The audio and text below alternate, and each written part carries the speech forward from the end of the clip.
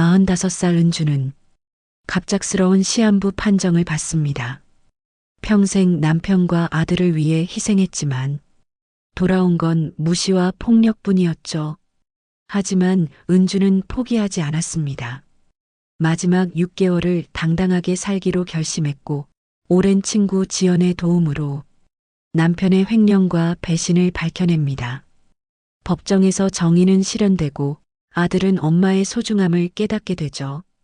은주는 짧은 생을 마감하지만 마지막까지 자신답게 살았습니다. 가장 큰 용기는 끝까지 자신답게 사는 것임을 보여준 감동 실화입니다. 이제 이야기 시작합니다. 시작 전 구독과 좋아요 눌러주세요. 영상 제작에 큰 힘이 됩니다. 은주는 올해로 45이었어요. 평생을 남편과 아들을 위해 살았습니다. 새벽 5시면 어김없이 일어나 남편 기석에 와이셔츠를 다렸고 아들 준호의 도시락을 정성껏 쌌죠. 20년을 그렇게 살아왔어요. 아내로서, 엄마로서 그게 은주의 전부였습니다. 하지만 그날 아침 병원 진료실에서 들은 말은 은주의 모든 걸 멈춰 세웠어요. 정기검진을 받으러 간 건 요즘 작고 어지럽고 몸이 무거워서였습니다. 처음엔 그냥 피곤해서 그런가 보다 했는데 증상이 나아지질 않았거든요. 검사를 마치고 결과를 기다리는 동안 은주는 별 생각이 없었어요. 나이 들면 다 그런 거라고 크게 걱정하지 않았죠. 그런데 진료실 문을 열고 들어갔을 때 의사의 표정이 심상치 않았습니다. 책상 위엔 은주의 검사 결과지가 펼쳐져 있었고 의사는 한참을 말없이 그걸 내려다보고 있었어요. 은주는 그 순간 가슴이 철렁 내려앉는 걸 느꼈습니다. 은주 씨, 앉으세요. 의사가 무겁게 입을 열었어요. 은주는 천천히 의자에 앉았습니다. 손이 떨리기 시작했죠. 검사 결과가 좋지 않습니다. 의사의 목소리가 낮게 깔렸어요. 은주는 숨이 막히는 것 같았습니다. 이미 상당히 진행된 상태예요. 치료를 해도 완치는 어렵습니다. 의사의 말이 계속 이어졌지만 은주의 귀엔 잘 들어오지 않았어요. 머릿속이 하얘지면서 아무 생각도 나지 않았죠. 앞으로 6개월 정도 남으셨습니다. 그 말이 귓가에 꽂혔어요. 6개월, 고작 180일. 은주는 의자 등받이에 몸을 기댄 채 그대로 주저앉았습니다. 눈물이 핑 돌았지만 참았어요. 아직 45인데 제가요? 은주의 입에서 나온 건 그 말뿐이었습니다. 의사는 고개를 숙인 채 아무 말도 하지 못했어요. 그저 안타까운 눈빛으로 은주를 바라볼 뿐이었죠. 진료실을 나올 때 은주의 다리엔 힘이 하나도 들어가지 않았습니다.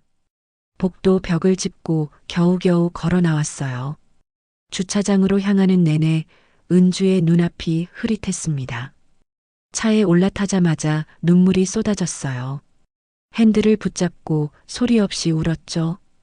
왜 하필 지금이냐고, 왜 나냐고 그런 생각들이 머릿속을 가득 채웠습니다. 한참을 울고 나니 정신이 조금 들었어요. 은주는 백미러를 보며 눈물 자국을 닦아냈습니다. 퉁퉁 부은 눈을 보며 한숨이 나왔죠. 집에 가기 전에 화장을 다시 고쳐야 했어요. 가족들한테 들키면 안 되니까요. 그래요. 절대 말하면 안 돼요. 남편 기석은 요즘 사업이 잘 돼서 바쁘고 아들 준호는 대학 입시를 앞두고 있었거든요. 은주가 시한부라는 걸 알면 가족들이 얼마나 힘들어할까요? 특히 준호는 지금 가장 중요한 시기잖아요. 엄마가 아프다는 걸 알면 공부에 집중할 수 없을 거예요. 은주는 그게 가장 걱정됐습니다. 화장을 고치고 억지로 미소를 지어보며 연습했어요. 자연스럽게 평소처럼 아무렇지 않게요. 집에 도착해서 현관문을 열 때 은주는 애써 밝은 목소리를 냈습니다. 다녀왔어요.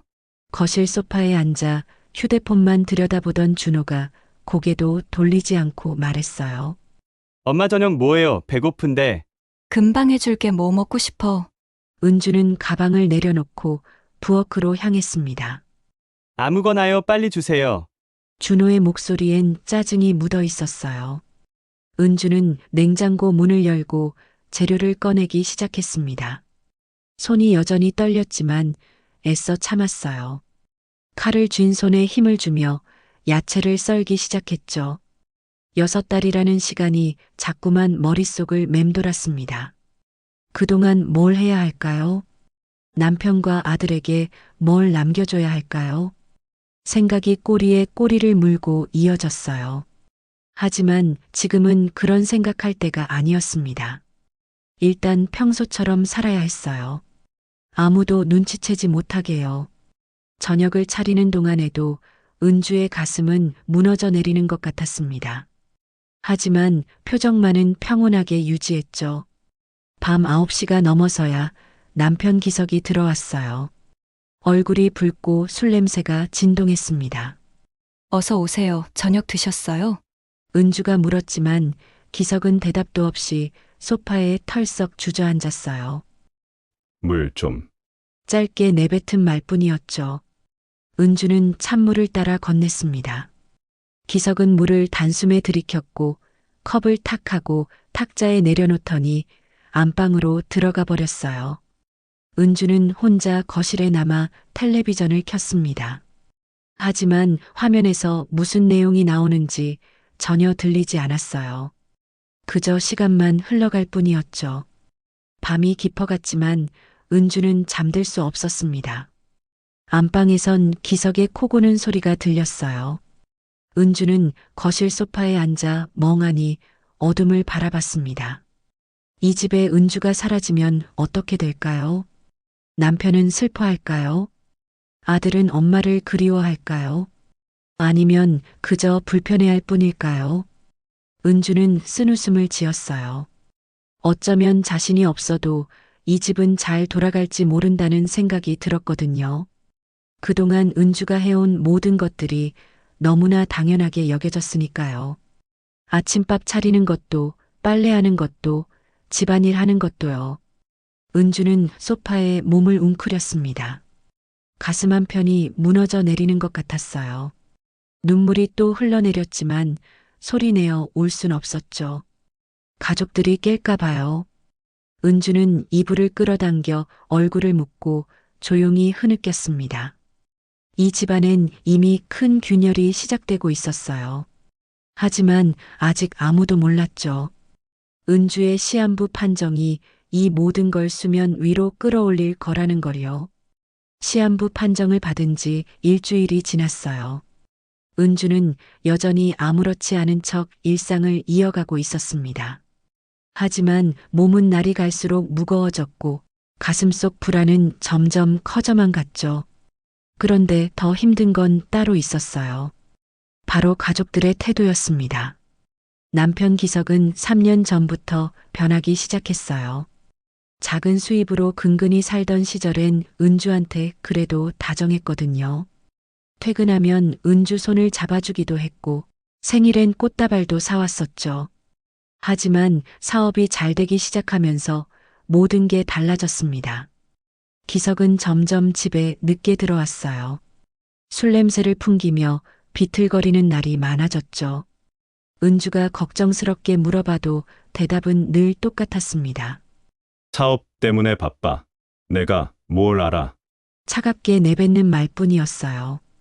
예전처럼 은주를 안아주는 일도 함께 대화하는 일도 사라졌습니다. 아들 준호도 달라졌어요. 아버지를 닮아가는 건지 요즘 은주를 대하는 태도가 오만하기 짝이 없었습니다. 18살 고등학생이 된 준호는 친구들과 어울리며 점점 변해갔죠. 특히 아버지의 사업이 잘 되면서부터는 더 심해졌어요. 은주가 무슨 말을 해도 귀담아 듣지 않았고 짜증부터 냈습니다. 그날 저녁도 그랬어요. 은주는 오후 내내 부엌에서 저녁을 준비했습니다. 몸이 무거워 중간중간 쉬어가며 겨우 밥상을 차렸죠. 된장찌개에 제육볶음, 시금치나물, 김치까지 정성껏 만들었어요. 가족들이 맛있게 먹는 모습을 보고 싶었거든요. 요즘 가족들이 은주를 차갑게 대하지만 그래도 밥상만큼은 따뜻하게 차리고 싶었습니다. 저녁 6시가 넘어 기석이 들어왔어요. 술 냄새는 없었지만 표정이 퍽 피곤해 보였습니다. 어서 오세요. 씻고 나와요. 밥 차렸어요. 은주가 밝게 말했지만 기석은 고개만 끄덕이고 욕실로 들어갔죠. 준호는 방에서 나오지도 않았어요. 은주가 문을 두드렸습니다. 준호야, 밥 먹어. 씻기 전에 나와. 알았어요. 짜증 섞인 대답이 돌아왔어요. 식탁에 둘러앉았을 때 은주는 조금 기대했습니다. 오랜만에 가족이 함께 밥을 먹는 거였거든요. 20년을 함께 살아온 가족이잖아요. 은주는 밥그릇을 기석 앞에 놓으며 조심스럽게 말했어요. 오늘 제육볶음 맛있게 됐어요. 많이 드세요. 기석은 식탁을 한번 훑어보더니 인상을 찌푸렸습니다. 또 된장찌개야. 입맛도 없는데. 그 말에 은주의 가슴이 철렁 내려앉았어요. 어제는 미역국이었잖아요. 오늘은 된장찌개 끓였는데 맨날 비슷비슷해. 좀 다른 거 해줄 수 없어? 기석의 목소리엔 짜증이 가득했습니다. 은주는 아무 말도 할 수 없었어요. 그동안 얼마나 정성껏 밥을 해왔는데요. 매일 메뉴를 고민하고 가족들 입맛에 맞춰 요리했는데요. 준호가 숟가락을 들더니 한마디 거들었어요. 엄마, 요즘 트렌드가 뭔지 알아요? 친구네 엄마는 스테이크 해준다는데 은주는 준호를 바라봤습니다. 아들의 눈빛엔 엄마를 무시하는 기색이 역력했어요. 준호야, 엄마가 매일 정성껏. 그게 다 옛날 음식이잖아요. 요즘은 그렇게 안 먹는다고요. 준호가 말을 끊고 제육볶음을 입에 넣더니 코웃음을 쳤습니다. 이것도 너무 짜요. 나 이거 못 먹겠는데. 기석도 한술 떠보더니 숟가락을 내려놓았어요. 그러네. 너무 짜. 건강 생각 좀 하면서 해야지. 두 사람이 번갈아가며 은주를 비난했습니다. 은주는 그 자리에 얼어붙은 것처럼 앉아 있었어요. 목구멍이 막혀 아무 말도 나오지 않았죠. 20년을 이 집안을 위해 헌신했는데요. 새벽부터 저녁까지 쉬지 않고 일했는데요. 이게 돌아오는 대가인가요? 은주의 눈시울이 뜨거워졌지만 참았습니다. 울면 안 돼요. 가족들 앞에서 약한 모습 보이면 안 된다고 스스로를 다독였죠. 기석은 밤 몇 술 뜨더니 자리에서 일어났어요. 난 배불러 먼저 들어가 있을게. 저도 친구들이랑 약속 있어서요. 준호도 따라 일어서며 방으로 들어가 버렸습니다. 식탁엔 은주만 덩그러니 남았어요. 정성껏 차린 밥상은 거의 손도 대지 않은 채였죠. 은주는 식탁을 바라보며 한숨을 깊이 내쉬었습니다. 가슴이 무너져 내리는 것 같았어요. 사랑받을 줄 알았는데요. 가족들이 은주를 소중하게 여길 줄 알았는데요. 오히려 무시당하고 있었습니다. 존재감조차 없는 사람처럼 취급받고 있었죠. 은주는 천천히 식탁을 치우기 시작했어요. 거의 먹지 않은 음식들을 하나씩 그릇에 담으며 눈물을 삼켰습니다. 이렇게 살아온 게 잘못인가요? 가족을 위해 모든 걸 바친 게 잘못인가요? 은주는 설거지를 하며 또 한 번 눈물을 참아냈습니다. 부엌 창문 밖으로 어둠이 내려앉고 있었어요. 그 어둠만큼이나 은주의 마음도 깊이 가라앉아 갔습니다. 시한부 판정을 받은 것도 고통스러운데 가족들의 냉대는 은주를 더욱 힘들게 만들었어요. 이 집안엔 이미 큰 균열이 생겨 있었습니다. 하지만 아직 아무도 몰랐죠. 은주의 병이 이 가족을 완전히 뒤흔들어 놓을 거라는 걸요. 그리고 그 균열은 곧 더 깊어질 거였습니다. 병원에서 시한부 판정을 받은 지 한 달이 지났어요. 은주의 몸은 눈에 띄게 약해졌습니다.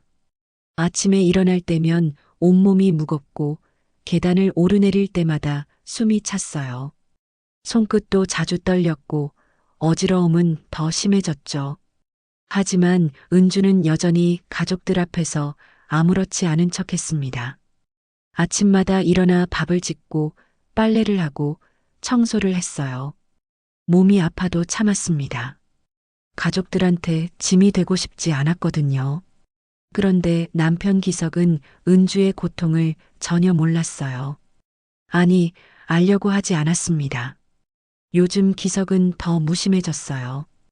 회사 일로 바쁘다는 핑계로 집에 늦게 들어왔고 주말에도 골프며 술자리로 집을 비웠죠. 은주가 힘들다고 말해도 귀담아 듣지 않았습니다. 다들 힘들어. 나만 힘든 줄 알아. 기석은 늘 그렇게 말했어요. 은주의 고통엔 관심조차 없었죠. 그날 오후도 그랬습니다. 은주는 거실 청소를 하고 있었어요. 진공 청소기를 밀며 겨우겨우 집안을 돌아다녔죠. 몸이 천근만근 무거웠지만 참았습니다. 청소를 마치고 소파에 앉아 잠시 숨을 돌리려는데 갑자기 눈앞이 핑 돌았어요. 어지러움이 확 밀려왔습니다. 은주는 손으로 이마를 짚으며 눈을 감았어요. 잠깐이면 괜찮아질 거라고 생각했죠. 하지만 어지러움은 점점 심해졌습니다. 은주는 물이라도 마시려고 탁자 위 물컵을 집으려 손을 뻗었어요. 그 순간이었습니다. 손이 제대로 힘이 들어가지 않았어요. 물컵이 은주의 손에서 미끄러졌고 바닥에 떨어져 와장창 깨져버렸습니다. 물이 사방으로 튀었고 유리 파편이 바닥에 흩어졌죠. 은주는 그대로 주저앉았어요. 정신이 아득해지면서 몸을 가눌 수가 없었습니다. 바로 그때 안방에서 기석이 나왔어요. 낮잠을 자다 깬 모양이었습니다. 기석은 바닥에 흩어진 물과 유리 파편을 보더니 인상을 확 찌푸렸어요. 이게 뭐야? 소리를 버럭 질렀습니다. 은주는 고개를 들어 기석을 바라봤어요. 미안해요. 제가 실수로. 매일 집안일 하나 똑바로 못하냐? 기석의 목소리가 거실을 울렸습니다. 은주는 떨리는 손으로 바닥에 유리 조각을 주우려 했어요. 미안해요. 제가 치울게요. 하지만 손이 너무 떨려서 유리 조각이 제대로 잡히지 않았습니다. 기석은 팔짱을 낀 채 은주를 내려다봤어요. 요즘 대체 뭐 하는 거야? 맨날 이 모양이네. 그 말에 은주의 가슴이 무너져 내렸습니다. 아파서 그런 건데요. 몸이 말을 안 들어서 그런 건데요. 은주는 아무 말도 할 수 없었어요. 바로 그때 방에서 준호가 나왔습니다. 소란스러운 소리를 듣고 나온 모양이었죠. 준호는 바닥에 주저앉아 유리 조각을 줍고 있는 은주를 보더니 비웃듯 말했어요. 엄마, 진짜 늙은이 다 됐네. 물컵도 제대로 못 잡아. 그 말이 은주의 가슴을 칼처럼 찔렀습니다. 아들의 입에서 나온 말이라고 믿기지 않았어요. 은주가 얼마나 아픈지, 얼마나 힘든지 아무도 몰랐습니다. 알려고도 하지 않았죠. 은주는 눈물이 핑 돌았지만 꾹 참았어요. 미안해. 금방 치울게. 떨리는 목소리로 말했습니다. 기석이 한숨을 크게 내쉬더니 은주에게 다가왔어요. 비켜봐. 내가 할게. 그리고 은주의 팔을 거칠게 잡아당겼습니다. 아, 은주가 작은 비명을 질렀어요. 기석의 소나기에 팔이 세게 눌렸거든요. 빨리 비키라고. 기석이 은주의 팔을 밀쳐냈습니다. 그 힘에 은주는 중심을 잃고 뒤로 휘청거렸어요. 등이 벽에 부딪혔고 은주는 그대로 주저앉았습니다. 벽을 타고 천천히 미끄러지며 바닥에 주저앉았죠. 순간 은주의 머릿속이 하얘졌어요. 아팠습니다. 등도 아프고 팔도 아프고 가슴도 아팠어요. 하지만 육체적인 고통보다 마음이 더 아팠습니다. 20년을 함께 산 남편이에요. 사랑한다고 했던 사람이에요. 그 사람이 은주를 이렇게 대하다니요. 은주는 벽에 기댄 채 고개를 숙였어요. 눈물이 뚝뚝 떨어졌습니다. 기석은 은주를 한번 쳐다보더니 고개를 돌려버렸어요. 아휴, 짜증나. 그리고 안방으로 들어가 문을 쾅 닫아버렸습니다. 준호도 아무 말 없이 자기 방으로 들어갔죠. 거실엔 은주만 남았어요.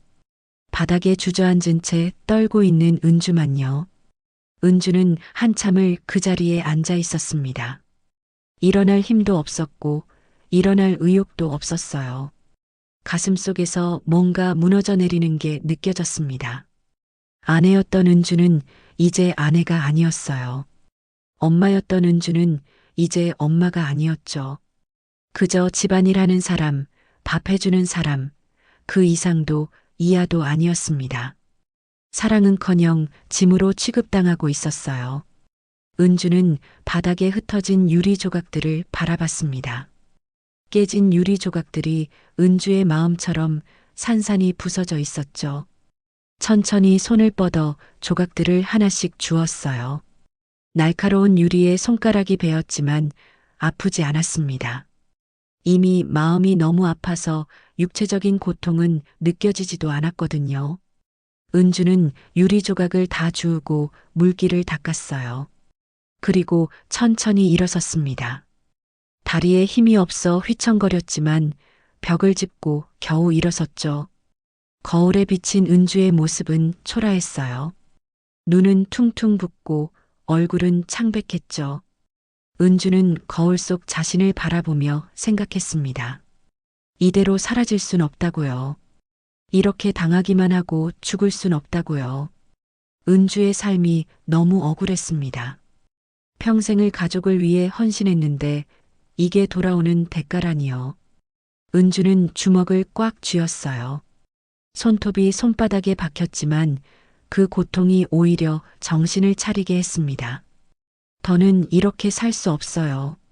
남은 시간이 얼마 없다면 당당하게 살아야 했습니다.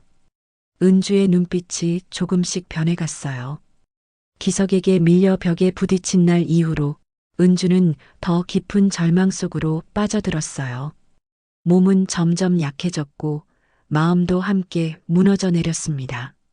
거울을 볼 때마다 초라한 자신의 모습이 보였어요. 이렇게 살다 죽는 건가 싶었죠. 그런데 며칠 뒤 오랜만에 휴대폰에 문자가 왔습니다. 발신자는 지연이었어요. 고등학교 동창이자 은주의 옛 친구였죠. 은주야, 오랜만이다. 이번 주말에 시간 되면 만나자. 할 얘기가 있어. 은주는 휴대폰을 들여다보며 잠시 망설였습니다. 지연과는 10년도 넘게 연락을 하지 않았거든요. 결혼하고 애 키우느라 친구들과도 멀어졌었죠. 하지만 지금 은주에겐 누군가와 이야기를 나눌 사람이 필요했어요.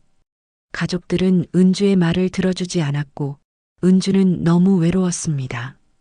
은주는 떨리는 손으로 답장을 보냈어요. 그래, 만나자. 언제 어디서 볼까? 주말 토요일 오후 은주는 동네 카페로 향했습니다. 오랜만에 집을 나서니 숨통이 트이는 것 같았어요. 카페 문을 열고 들어갔을 때 창가 자리에 앉아 있는 지연이 보였습니다. 지연은 예전 모습 그대로였어요. 단정한 정장 차림에 자신감 넘치는 표정이었죠. 은주야! 지연이 손을 흔들며 반갑게 맞아줬습니다. 은주는 지연에게 다가가 자리에 앉았어요. 오랜만이야, 지연아. 정말 오래됐지.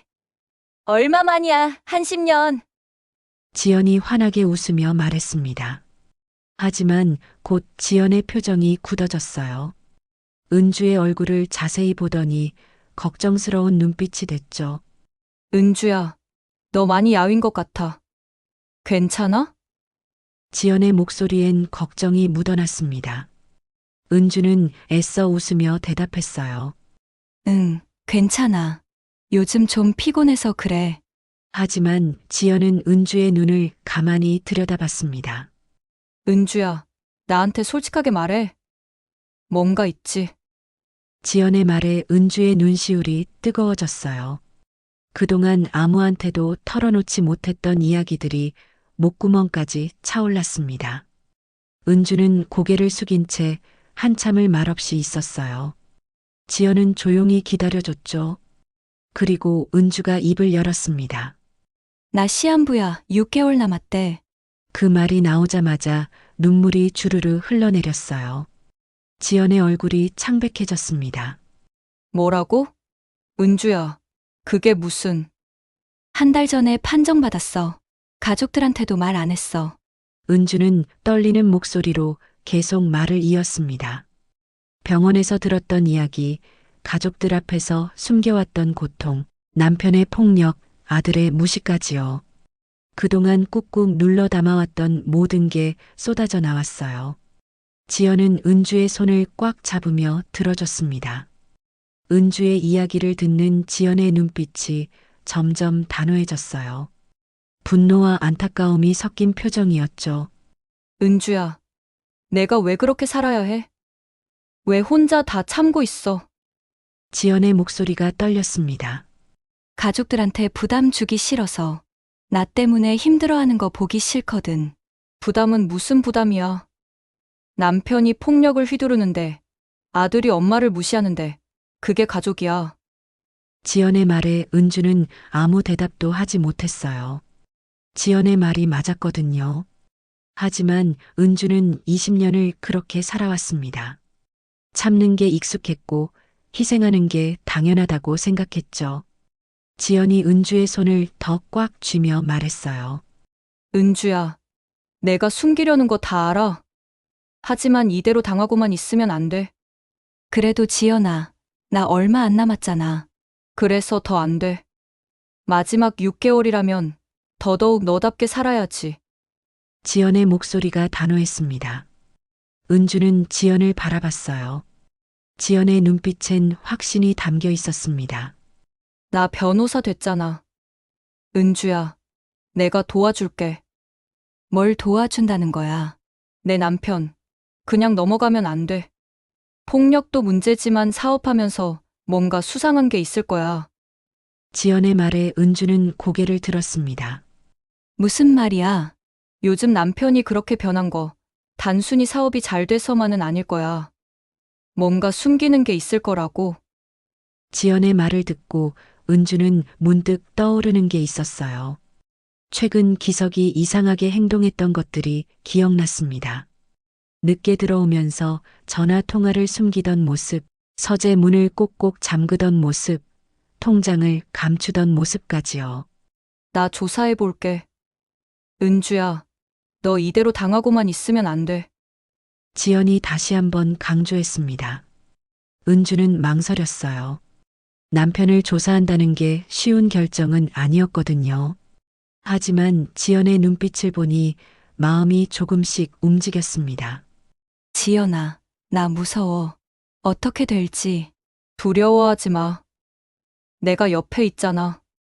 내가 혼자가 아니야. 지연의 말에 은주의 가슴이 뭉클해졌어요. 20년 만에 처음으로 누군가 은주의 편이 되어줬습니다. 은주를 이해해주고 은주를 지켜주려는 사람이 생긴 거예요. 은주는 천천히 고개를 끄덕였습니다. 알았어. 도와줘, 지연아. 그래. 잘 생각했어. 은주야, 이제부터 내 인생이야. 내가 주인공이야. 지연이 환하게 웃으며 은주의 손을 다독였어요. 카페를 나올 때 은주의 발걸음은 조금 가벼워져 있었습니다. 여전히 몸은 무겁고 아팠지만 마음만큼은 한결 가뿐해진 것 같았어요. 혼자가 아니라는 것, 누군가 내 편이 되어준다는 것만으로도 힘이 났습니다. 집으로 돌아가는 길에 은주는 하늘을 올려다봤어요. 구름 사이로 햇살이 비치고 있었습니다. 오랜만에 보는 따뜻한 햇살이었죠. 은주는 그 햇살을 바라보며 다짐했어요. 이제 더 이상 당하지 않겠다고요. 남은 시간이 얼마 없다면 당당하게 살겠다고요. 지연이라는 든든한 조력자를 만난 은주는 조금씩 변하기 시작했습니다.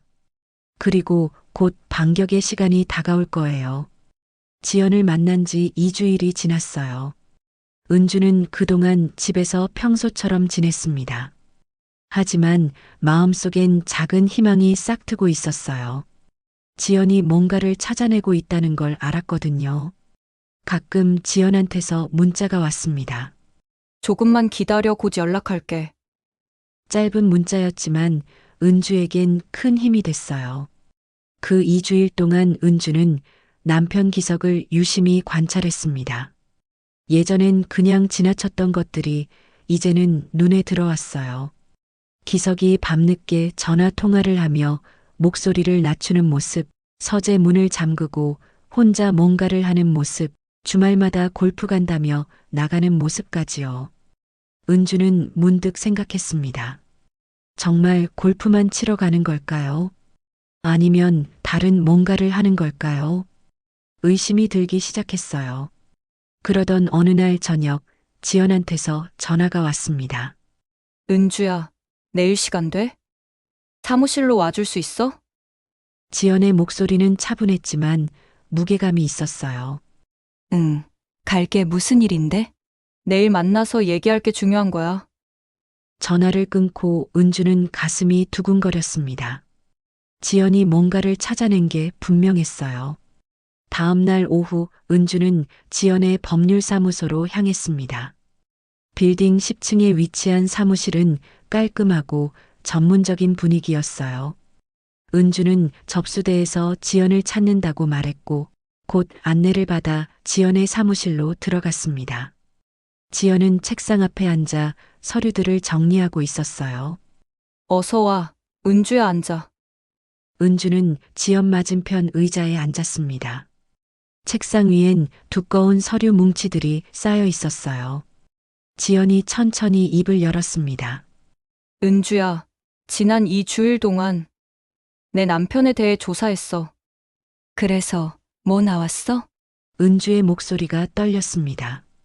지연은 심각한 표정으로 서류 하나를 은주 앞에 밀어냈어요. 내 남편 기석, 회사 자금을 횡령하고 있어. 뭐라고? 은주는 깜짝 놀라 서류를 집어들었습니다. 하지만 복잡한 숫자들과 용어들이 가득해서 무슨 내용인지 잘 이해되지 않았어요. 지연이 차근차근 설명하기 시작했습니다. 회사 법인 계좌에서 개인 계좌로 돈을 빼돌렸어. 금액이 상당해. 최소 3억은 넘을 거야. 3억이라고? 은주는 믿기지 않았습니다. 남편이 그런 짓을 했다니요. 그리고 더 있어. 그 돈을 어디에 썼는지 아니? 지연이 또 다른 서류를 꺼냈어요. 20대 여자랑 만나고 있어. 그 여자 이름으로 된 고급 아파트 전세금도 내 남편이 냈고 매달 생활비도 주고 있어. 은주의 머릿속이 하얘졌습니다. 횡령도 충격인데 바람까지 피우고 있었다니요. 거짓말이지? 은주의 목소리가 떨렸어요. 증거가 다 있어. 은행 거래 내역, 아파트 계약서, 둘이 함께 찍은 사진까지. 지연이 사진 몇 장을 꺼내 보여줬습니다. 사진 속 기석은 젊은 여자와 팔짱을 끼고 웃고 있었어요. 은주가 본 적 없는 표정이었습니다. 행복해 보였죠. 은주의 손이 떨렸어요. 사진을 보는 순간 눈물이 핑 돌았습니다. 20년을 함께 산 남편이에요. 은주는 그동안 남편을 위해 모든 걸 희생했는데요. 그런데 남편은 다른 여자와 사랑을 나누고 있었던 거예요. 은주야, 괜찮아? 지연이 은주의 손을 잡아줬습니다. 은주는 고개를 숙인 채 눈물을 흘렸어요. 배신감이 온몸을 휩쓸었습니다. 하지만 슬픔과 동시에 분노도 치밀어 올랐어요. 은주는 눈물을 닦으며 고개를 들었습니다. 이걸로 뭘 할 수 있어? 충분해. 횡령 증거로 고소할 수 있고 가정폭력도 입증할 수 있어. 지연의 목소리가 단호했습니다. 그런데 은주야, 내가 직접 해야 해. 내가 옆에서 도와줄게. 내가 직접. 은주는 망설였어요. 남편을 고소한다는 게 쉬운 일은 아니었거든요. 하지만 생각해보니 이미 돌아갈 곳은 없었습니다. 남편은 은주를 사랑하지 않았고 오히려 폭력을 휘둘렀어요. 은주를 배신하고 다른 여자와 살림을 차렸죠. 은주가 참고 살아야 할 이유가 하나도 없었습니다. 지연이 책상 서랍에서 작은 USB를 꺼냈어요.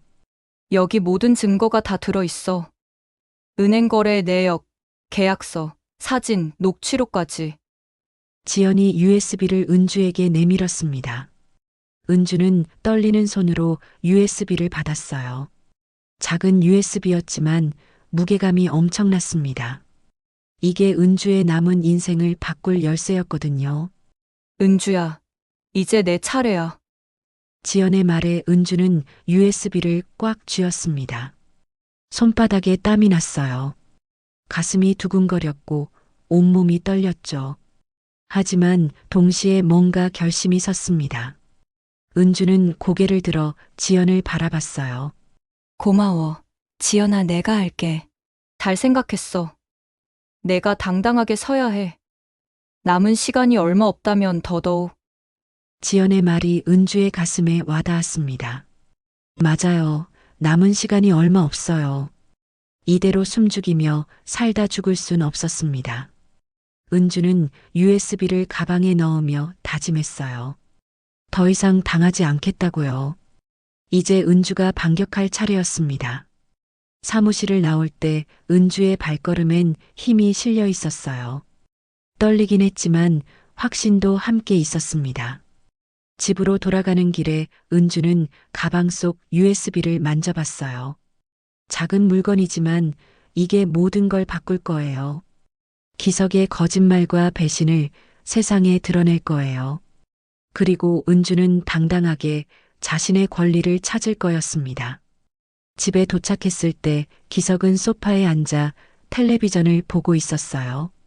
은주를 보더니 고개도 돌리지 않고 말했습니다. 어디 갔다 와? 친구 만났어요. 은주는 담담하게 대답했어요. 기석은 아무 관심도 없다는 듯 다시 텔레비전에 시선을 고정했죠. 은주는 방으로 들어가 가방을 내려놓았습니다. 그리고 USB를 꺼내 책상 서랍 깊숙이 넣어뒀어요. 거울에 비친 은주의 얼굴은 달라져 있었습니다. 예전처럼 초라하고 지친 얼굴이 아니었어요. 눈빛에 결기가 서려 있었죠. 은주는 거울 속 자신을 보며 속으로 다짐했습니다. 곧 시작될 거예요. 은주의 반격이요. 그리고 기석은 자신이 저지른 일의 대가를 치르게 될 거예요. 병으로 약해진 몸이었지만 은주는 굳게 결심했습니다. 더 이상 당하지 않겠다고요. 이제 은주의 시간이었습니다. 지연한테서 증거를 받은 지 사흘이 지났어요. 은주는 그동안 계획을 세웠습니다. 어떻게 이 증거를 세상에 드러낼지, 어떻게 기석을 무너뜨릴지요. 지연과 여러 차례 통화하며 작전을 짰어요. 그리고 마침내 그날이 왔습니다. 기석의 회사에서 분기별 이사회가 열리는 날이었어요. 은주는 그날 아침 일찍 일어났습니다. 거울 앞에 서서 옷을 골랐어요. 검은색 정장을 꺼내 입었습니다.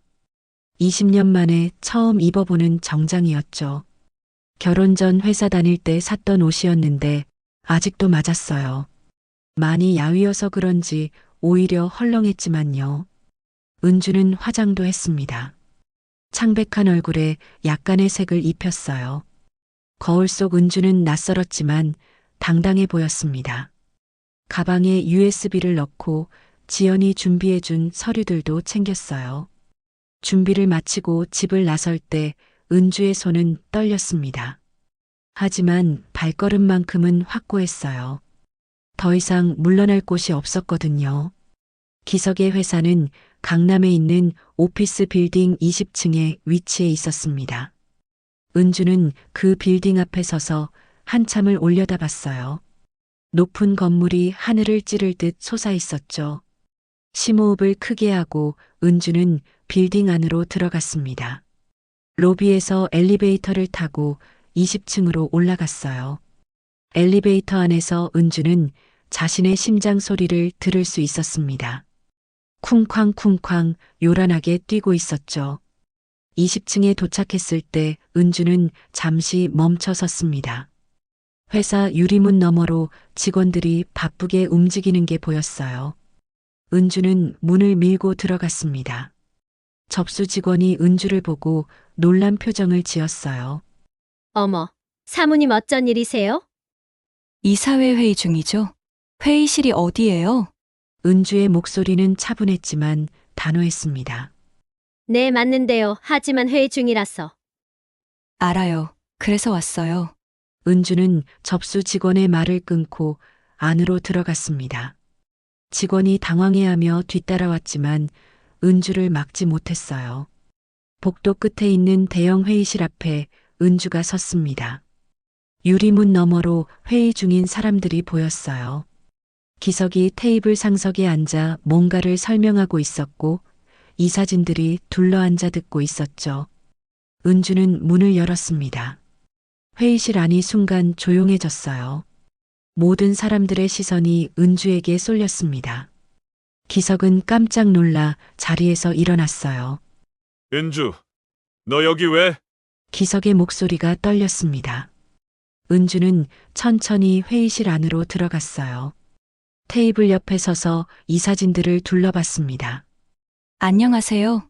저는 대표 기석의 아내 은주입니다. 은주의 목소리는 놀랍도록 차분했어요.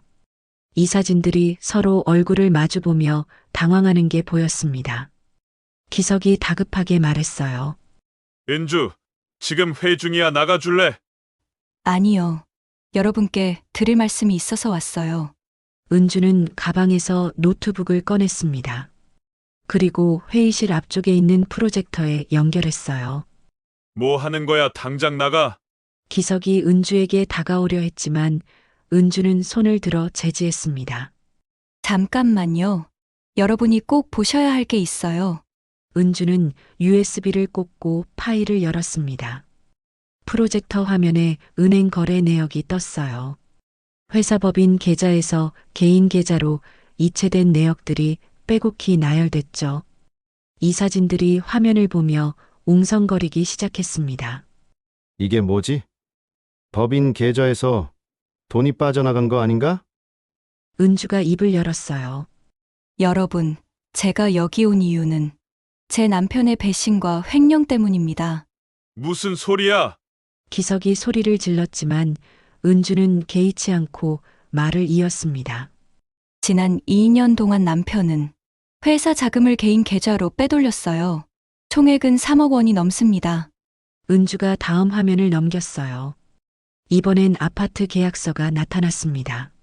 그리고 그 돈으로 20대 여자와 살림을 차렸습니다. 이게 그 증거예요. 화면엔 기석과 젊은 여자가 함께 찍은 사진들이 나타났어요.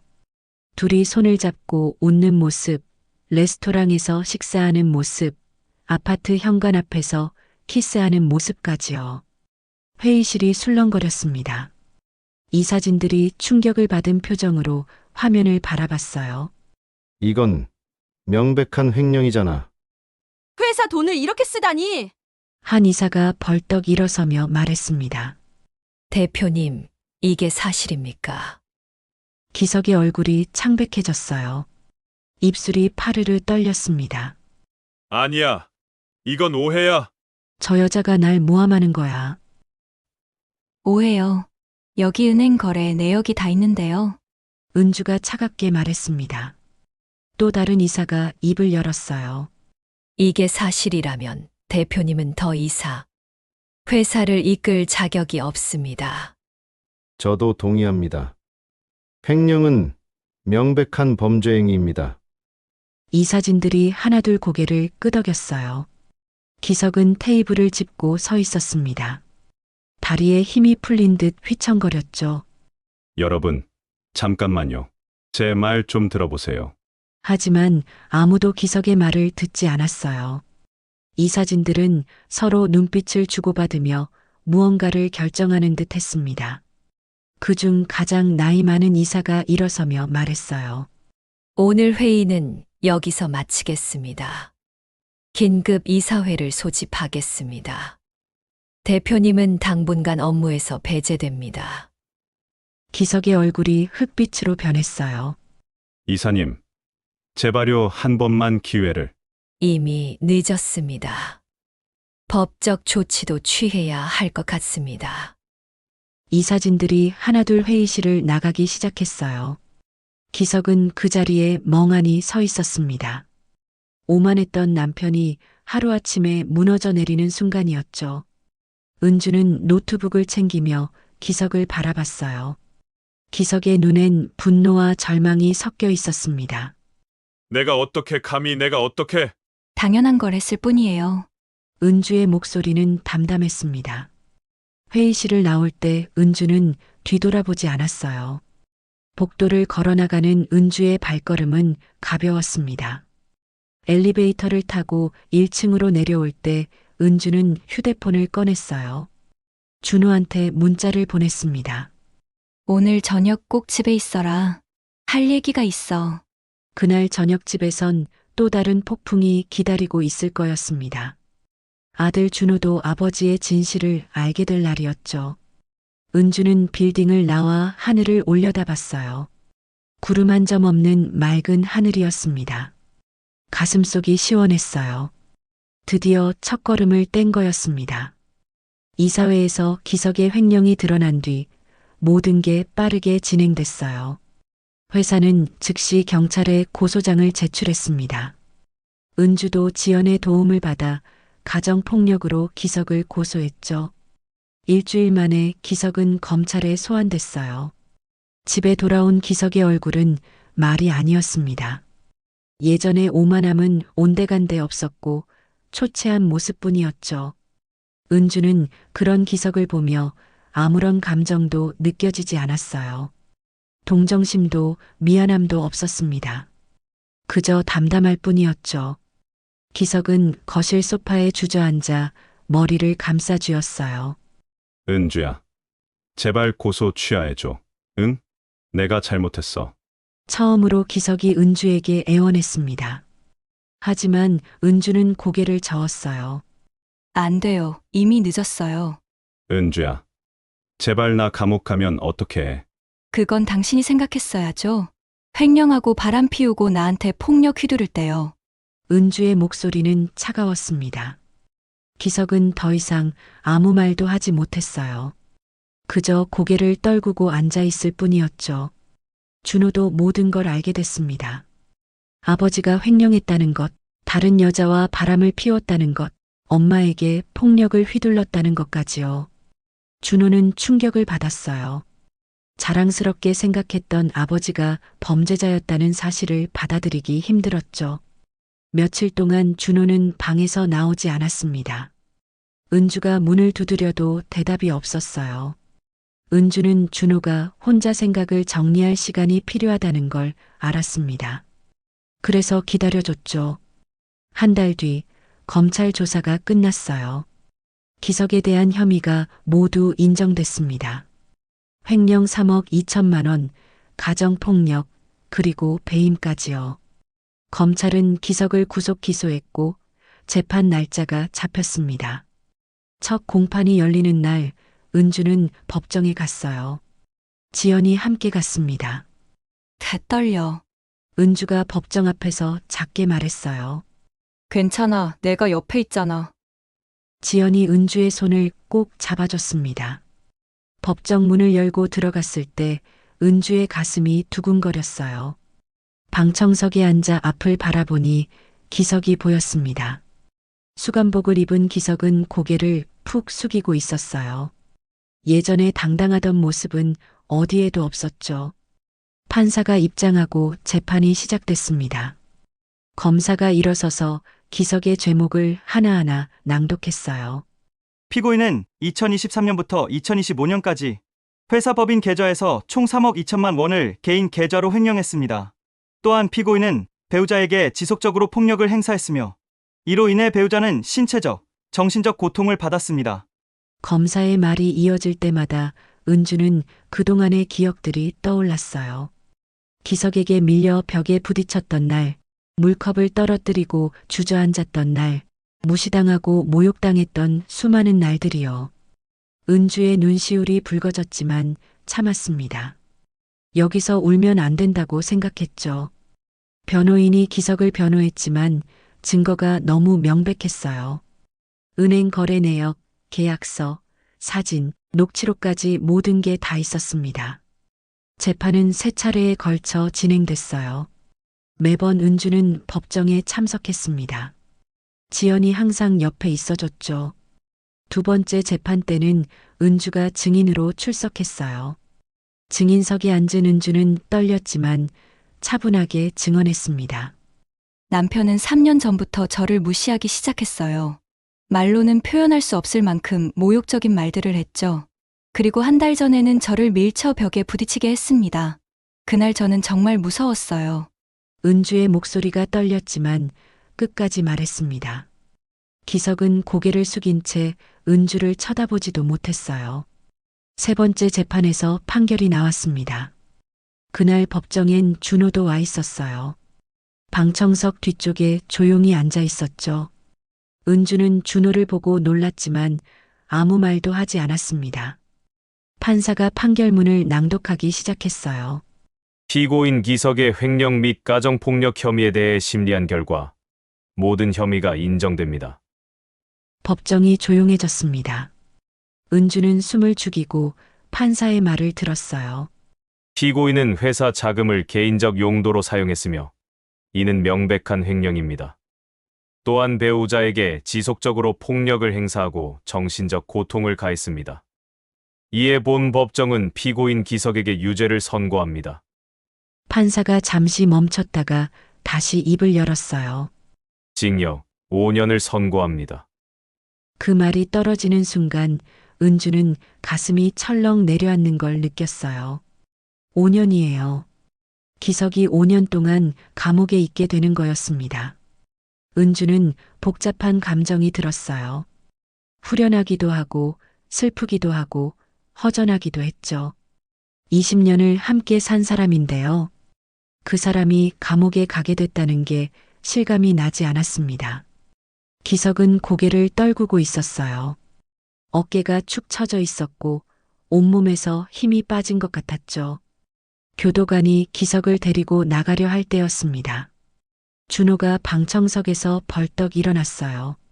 아빠, 준호의 목소리가 법정에 울렸습니다. 기석이 고개를 돌려 준호를 봤어요. 부자의 눈이 마주쳤죠. 준호의 눈엔 눈물이 가득했습니다. 아빠, 미안해요. 제가 잘못 생각했어요. 준호가 울먹이며 말했어요. 기석도 눈물을 흘렸습니다. 준호야, 아빠가 미안하다. 아빠가 잘못했어. 교도관이 기석을 데리고 나갔고 준호는 그 자리에 주저앉았어요. 방청석에 앉아 얼굴을 감싸쥐고 울었습니다. 은주는 준호에게 다가갔어요. 준호의 어깨에 손을 얹었죠. 준호가 고개를 들어 은주를 바라봤습니다. 눈물 범벅이 된 얼굴이었어요. 엄마, 미안해요. 제가 정말 잘못했어요. 준호가 떨리는 목소리로 말했습니다. 엄마한테 그렇게 대한 거, 엄마를 무시한 거, 다 제 잘못이에요. 은주의 눈시울도 붉어졌어요. 괜찮아, 준호야. 아니에요. 엄마가 얼마나 힘들었을지 이제야 알겠어요. 준호가 은주를 꼭 안았습니다. 은주도 아들을 안아줬어요. 오랜만에 느껴보는 따뜻함이었습니다.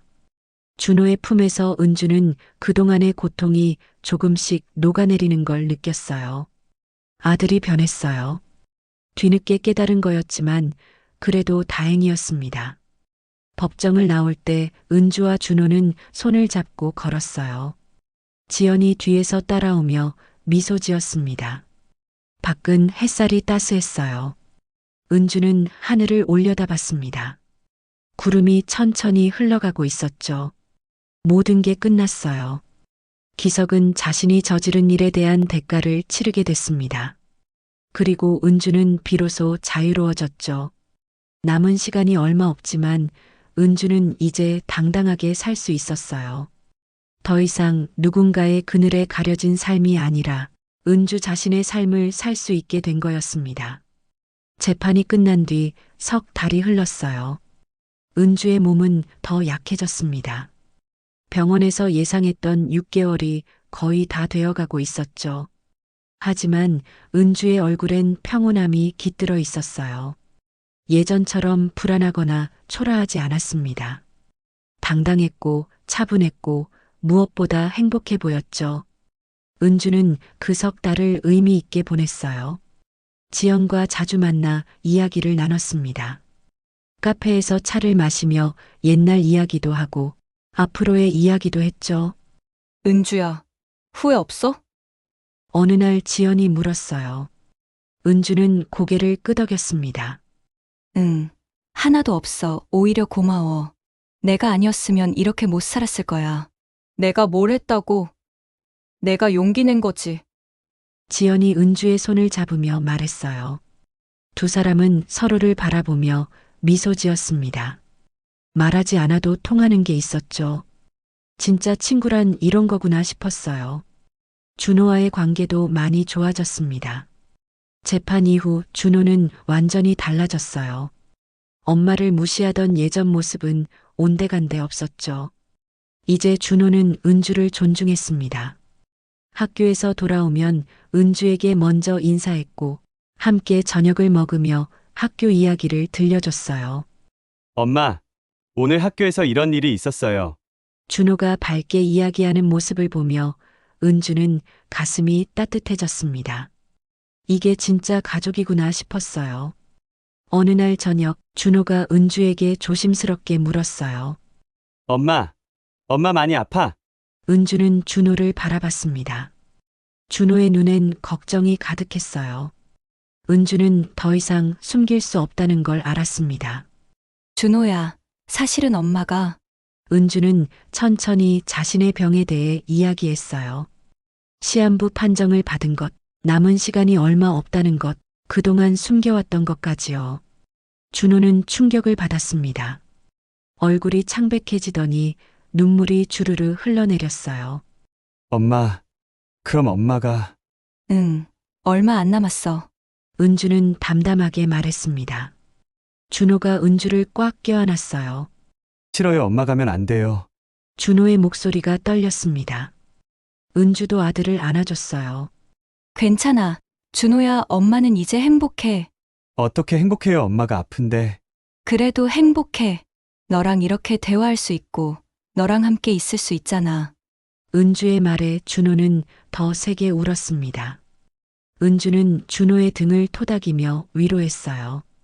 그날 이후 준호는 은주 곁을 더 자주 지켰습니다. 학교에서 돌아오면 은주와 함께 시간을 보냈고 주말엔 은주를 모시고 산책을 나갔어요. 병원 근처 공원이 은주가 제일 좋아하는 곳이었습니다. 봄꽃이 피기 시작하는 계절이었거든요. 벚꽃이 흐드러지게 피어 있었고 개나리와 진달래도 화사하게 피어 있었죠. 은주는 벤치에 앉아 꽃들을 바라보곤 했어요. 엄마, 예쁘죠? 준호가 옆에 앉으며 말했습니다. 응, 정말 예쁘다. 이렇게 아름다운 걸 볼 수 있어서 감사해. 은주의 목소리는 평온했어요. 준호는 은주의 손을 꼭 잡았습니다. 엄마, 저 이제 알았어요. 엄마가 얼마나 소중한 사람인지요. 고마워, 준호야. 아니에요, 제가 더 고마워요. 엄마가 저를 이렇게 키워주셔서요. 준호의 말에 은주의 눈시울이 붉어졌어요. 아들이 이렇게 성장했다는 게 자랑스러웠습니다. 어느 날 오후 은주는 병원에 입원하게 됐어요. 몸이 너무 약해져서 더 이상 집에서 지낼 수 없었거든요. 병원 침대에 누워 창밖을 바라보는 은주의 얼굴은 여전히 평온했습니다. 지연과 준호가 매일 병문안을 왔어요. 은주야, 오늘 기분은 어때? 지연이 과일 바구니를 들고 들어오며 물었습니다. 괜찮아. 너 바쁠 텐데 매일 오면 어떡해. 뭐가 바빠? 너 보러 오는 게 제일 중요하지. 지연이 은주 옆에 앉으며 환하게 웃었어요. 두 사람은 한참을 이야기를 나눴습니다. 학창시절 이야기부터 지금까지의 이야기까지요. 은주야, 너 정말 멋있어. 마지막까지 당당하게 싸웠잖아. 내 덕분이야. 내가 없었으면 난 그냥 주저앉았을 거야. 아니야, 내 안에 그 힘이 있었어. 나는 그냥 끌어내줬을 뿐이야. 지연의 말에 은주는 고개를 끄덕였어요. 맞아요. 은주 안에 그 힘이 있었어요. 평생 숨겨왔던 힘이었지만 마지막 순간에 발휘할 수 있었죠. 준호도 학교가 끝나면 병원으로 달려왔습니다. 엄마, 오늘 학교에서 선생님이 칭찬하셨어요. 준호가 밝게 말했어요. 그래, 우리 준호 잘했네. 은주가 준호의 머리를 쓰다듬으며 말했습니다. 엄마 덕분이에요. 엄마가 가르쳐 주신 거예요. 내가 뭘 가르쳐 줬니? 당당하게 사는 법이요.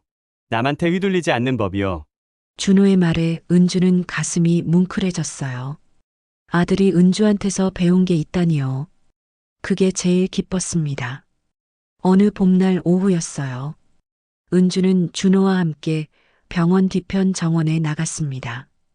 휠체어에 앉은 은주를 준호가 밀어줬죠. 정원엔 꽃들이 만발해 있었어요. 봄바람이 살랑살랑 불었고 새들이 지저귀고 있었습니다.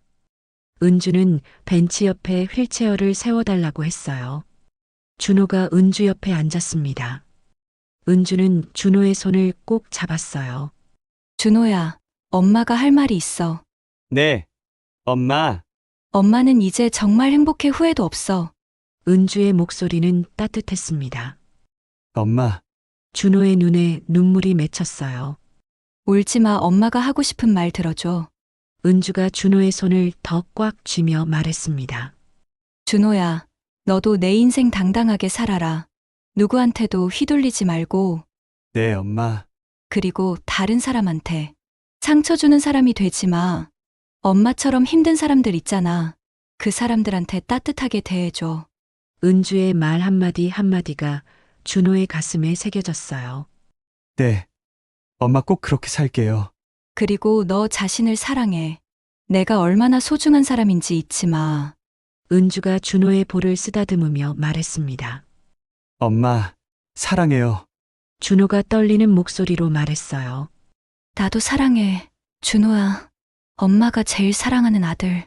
두 사람은 서로를 꼭 껴안았습니다. 봄바람이 두 사람을 감싸며 지나갔어요. 꽃잎들이 하늘하늘 날아다녔죠. 은주는 눈을 감고 그 순간을 느꼈습니다. 이 순간이 영원했으면 좋겠다고 생각했어요. 며칠 뒤 은주는 조용히 눈을 감았습니다. 지연과 준호가 지켜보는 가운데였어요. 은주의 얼굴엔 미소가 머금어져 있었습니다. 평온하고 행복해 보였죠.